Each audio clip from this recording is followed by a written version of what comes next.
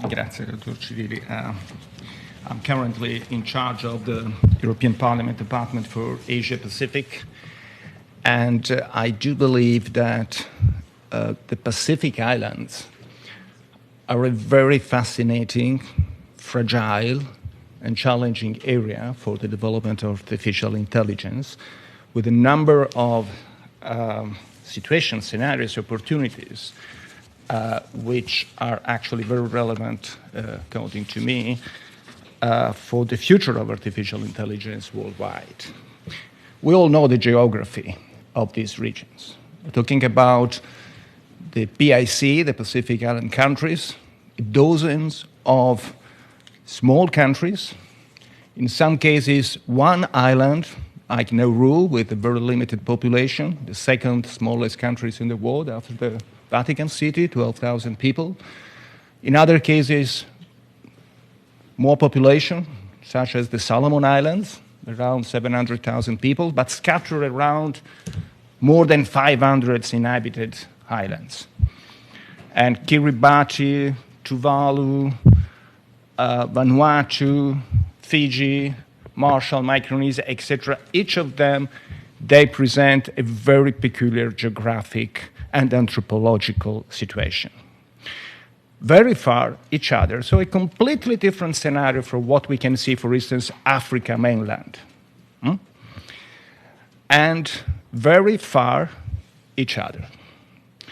In a way, the perfect situation to intervene and to make the difference with digital connections and with artificial intelligence. The dynamic in this region is also very interesting because, to a large extent, with the exception, of course, of the main countries of Oceania, Australia, New Zealand, to some extent PNG, Papua New Guinea, this has been a region somehow neglected by the international community for a long time, perceived as remote, far away, not really the center of a stronger geostrategic interest. I think actually changed remarkably since, let's say, not very long time ago, maybe less than 2 decades, 15 years ago or 10 years ago, with China notably and Taiwan having a strong diplomatic rivalry there, with countries recognizing Taipei, countries recognizing Beijing. So a lot of investment from the two sides in order to obtain the switching. And notably, in recent years, the last one has been actually this year in January, Nauru, shifting from Taipei to Beijing. But in the past 2 years, we had the Solomons, we had Kiribati, Vanuatu. And that kind of rivalry actually also had an impact in terms of actual investment in technology and of services provided to those communities. That has been a factor also to give somehow more initiative by other countries such as the US, Australia, and more recently also the European Union. All those countries, basically, they are eligible for the Belt and Road Initiative by China, and there is an ITC component, very important, Chinese component in the Belt and Road Initiative, in terms of digital connectivity, which actually made a huge difference, basically starting from 2016, 2017. So we're talking about relatively recent developments.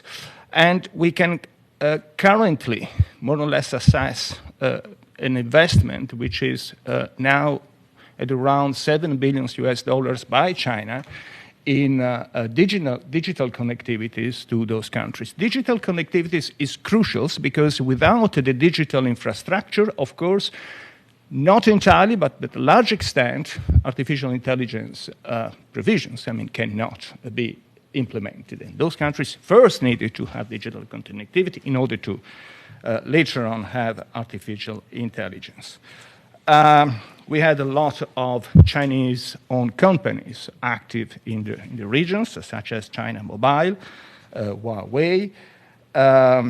We have an agreement which has been signed in 2022 by the Solomon Islands with China in order to have Huawei to build mobile communications towers in the country, more than 160 mobile towers, communication towers and then after that move by Huawei and the Solomon, the US and the Australians also stepped in with an alternative proposals, and the Solomon Islands had also the possibility to make a choice from October 2023 to a different kind of digital offer by US and Australia. There is also security and military component in that.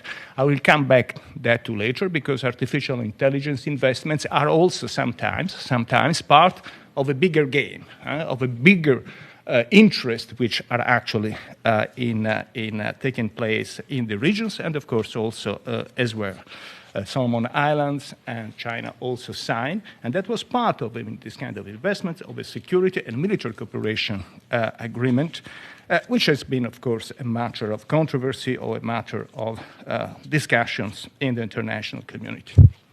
Anyway, following from the Belt Road Initiative digital components, we can see in the regions also a far more active actions by United States, very often in combination with Australia. We can see, for instance, that USAID has launched the DCCP, the Digital Connectivity and Cybersecurity Partnership. This is something which just happened, August last year. So it is, again, a very recent development. In October last year, the US Trade and Development Agency also launched the feasibility study to support the development of a Central Pacific cable, which is going to be a 16,000 kilometers undersea cable project connected from Guam to Samoa. And through that, of course, a number of PCI, Pacific country highlights. Google also has launched the South Pacific Connect initiative, which connects Fiji to French Polynesia. And French Polynesia for us is very important, of course, from my perspective, because we should never forget that the European Union is also a Pacific presence because of Wallis Futuna, French Caledonia, and French Polynesia. And European Union, a bit more than 2 years ago, September 2021, launched the Indo-Pacific strategy, actually the EU strategy for the Indo-Pacific, so it's a very propositive strategy, which is a number of different policies in order to support our actions and the development in the Pacific. One of the 7 pillars of this Indo-Pacific strategy, or strategy for the Indo-Pacific, is actually digital connectivity, which again is the basic infrastructures to step in later on with artificial intelligence programs in these regions. Last year, again, the European Investment Bank, which is a sort of financial branch of the European Union, let's say so, opened its first office in the Fiji Islands in order to have financial instruments to operate in the regions. And just 1 month ago, February, the Samoa Agreement has been signed by the European Union and the Pacific countries, and that will sort of legal basis for further action. If we see the ITU, which is the International Telecommunication Union, which is an agency of the United Nations, we can see how the ITU managed to make a sort of transition from digital connectivity to artificial intelligence programs in the Pacific Islands. They launched some time ago, 2 years ago, the Smart Villages and Smart Islands initiative in order to basically implement the first projects in telemedicine, in telemedication, in telehealth services to enhance diagnostic access and upgraded learning programs for all age groups. And that goes from Kiribati to Nauru to Vanuatu to Tuvalu, all the Pacific island. Of course, artificial intelligence, when we are talking about small countries, they provide a far more tailor-made support. When we talk about telestroke, diabetes, oncological disease, vascular or neurological disease, artificial intelligence programs, they can take into consideration not just the health basic data of the patients, but the kind of food which is available on the island, the kind of social community support that the patients may receive, the kind of time medicine requires to be processed and to be dispatched there, and so on. So a far more actually detailed and comprehensive approach, which is, again, custom, so to say, tailored.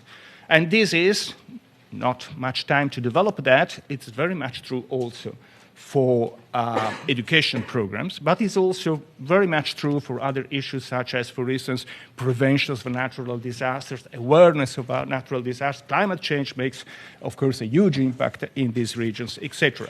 And I would refer, for instance, to a Maastricht University study, or, for instance, a Western German company that we are working very much, which combines the technology of drones and the technology of aircraft. Drones are very much used already in the Himalayas, in Bhutan, in Nepal, to dispatch doctors and medicines, medicines, and of course to process and to collect patients' data. But drones have a limited use in such a huge distance, such as the Pacific, so this German company is actually developing this mixed system. I will finish with a number mixed systems aircrafts and drones. I will finish with 5 very short points on challenges that these regions are facing. One, it is, of course, the issue that the Pacific countries very fast have been now becoming the target of, I would say, a sort of open laboratory for testing innovations. This is good because it provides, of course, the platform for a lot of opportunities. At the other side, there is also a negative impact because nobody, no communities would like to be really a sort of lab test with solution which has not really been experimented, assessed duly with an entire scientific methodology and process. Secondly, this area proves how much artificial intelligence is, as I was saying before, part of a geostrategic competition. And those are small countries where we can have different technological systems, different standards. That's also an opportunity, but on the other side, it can create in the same communities a sort of cacophonia, technologically cacophonia with different ways, different technologies, not necessarily always compatible each other. American, Chinese, European, and so on. Third, we are talking about, again, not a mainland territories, but islands. And we can have islands with more connectivity, islands where we are testing artificial intelligence, and other islands next door which are totally neglected. And the risk very much in artificial intelligence is also to create inequalities in territories, in countries that so far have somehow a very harmonious and homogeneous social environment, and artificial intelligence may step in a sort of violent way and create difference that for centuries have never been there, certainly not in the Pacific. Fourth point, we are talking here about regions where we had very fragile physical infrastructures, health or education, just for. Then very quickly we moved to digital connections, and now we are trying to move to artificial intelligence. This is also very risky. Artificial intelligence, perhaps, it is something that needs to be assessed, can have maybe a better impact on communities that has already some kind of sedimentation of physical educational or health and other services, of course, infrastructures, and then developing to digital and artificial intelligence. The final point is, of course, a matter of relationship of powers. As I said, here we have different models and huge countries and huge powers and huge industrial interest on one side and very small states. Under-Secretary Baragini reminded us the importance, of course, of regulations, the issues of human rights, the issues of data protections, etc. What we see in the Pacific is basically a contest between three different approaches. Roughly speaking, the American approach, which is very much an industrial, enterprises, technological approach.